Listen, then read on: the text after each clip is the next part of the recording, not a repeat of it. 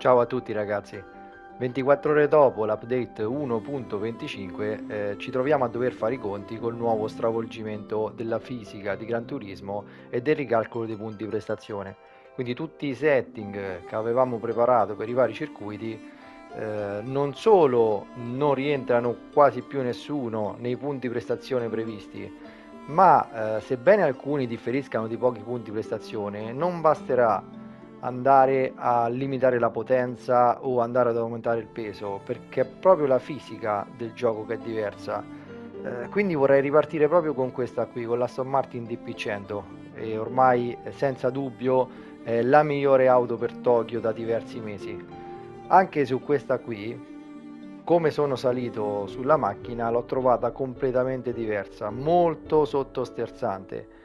Quindi, come dicevo, sebbene era la differenza di soli 4 punti prestazione rispetto alla 1.24, ho dovuto completamente rivedere il setting per rendere l'auto nuovamente ben guidabile.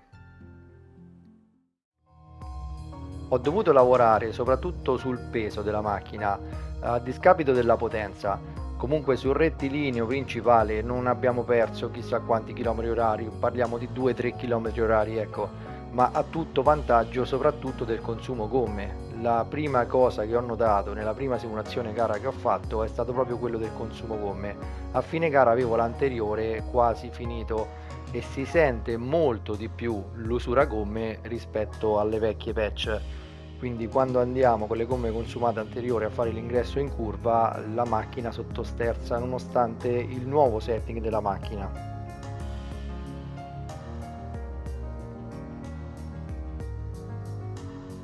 Quindi ridotto la potenza, abbassato notevolmente il peso e non cambia assolutamente niente per il discorso del cambio. Per chi non ha mai provato questa macchina e non ci ha mai corso, è obbligatorio per farla andare veloce utilizzare il cambio in modalità manuale. Se utilizzate l'automatico la macchina sarà lentissima, perderete 3 o 4 secondi al giro. Perché per farla andare bene, essendo comunque depotenziata, essendo una VGT, dobbiamo andare a cambiare le marce sotto coppia, ma tantissimo sotto coppia. Calcolate che non vedrete, se cambierete correttamente quando dovete cambiare la marcia, non vedrete proprio il contagiri illuminarsi. Dovete cambiare guardando fondamentalmente la velocità oppure imparandovi ad ascoltare il rumore del motore. Le marce principali sulle quali fare i passaggi è dalla terza alla quarta circa 150-155, dalla quarta alla quinta intorno ai 195 km orari, dalla quinta alla sesta intorno ai 265 km orari. Queste sono le giuste velocità quando cambiare marcia, quindi ripeto, non guardate il contagiri, imparate ad ascoltare il motore perché soprattutto in curva non è che potete stare a guardare la velocità. Comunque queste ricordatele e soprattutto quando prendete il feeling con questa macchina ed imparate ad usarla, guardate la velocità e cercate di memorizzare con le orecchie il rumore che farà il motore su quel cambio marcia. L'impressione che ho avuto ieri che le auto siano molto più facili da guidare è confermata anche da questa auto su questa pista. Infatti nella gara che vedrete noterete un passo abbastanza costante nonostante sia la prima gara che ho fatto con questo setting, quindi senza riferimenti precisi e senza feeling con questa autovettura.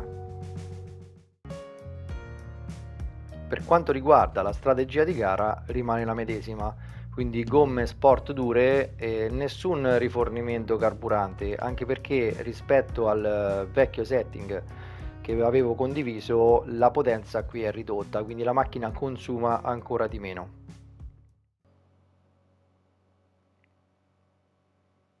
Data anche l'aumentata facilità di guida, gli aiuti su questa macchina non servono assolutamente. Se volete, come ho fatto io, ancora non avendo feeling con questa macchina, in questa gara, nei primi 3 giri mi sembra, avevo il TCS attivo a 1, ma poi l'ho tolto perché assolutamente non serve e come lo togliete, capite che comunque la macchina ha grip nonostante monti le gomme sport dure.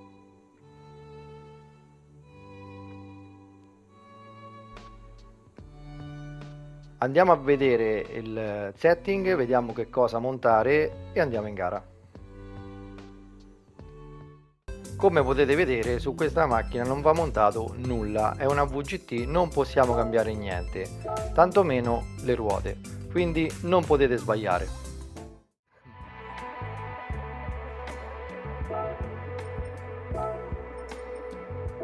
Vediamo le impostazioni.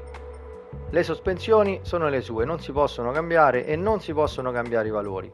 Il differenziale anche è il suo, non si può cambiare. Idem il differenziale centrale, sempre il suo. La deportanza non possiamo modificarla. Dobbiamo invece installare una ECU personalizzabile ed impostarla al 71% di potenza. Mettiamo una zavorra completamente spostata all'anteriore, quindi meno 50, 83 kg di peso.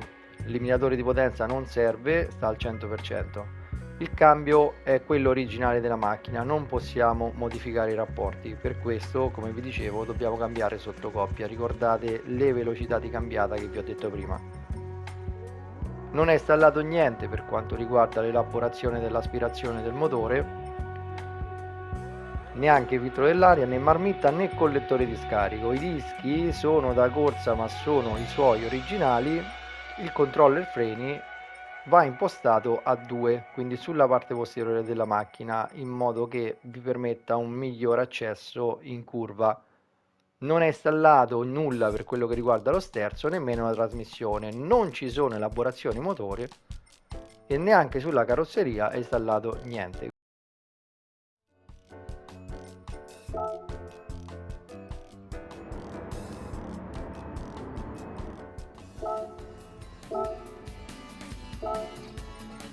Gli aiuti, come vi dicevo, potete partire col TCS a 1, né controllo di stabilità e né aiuto al controsterzo.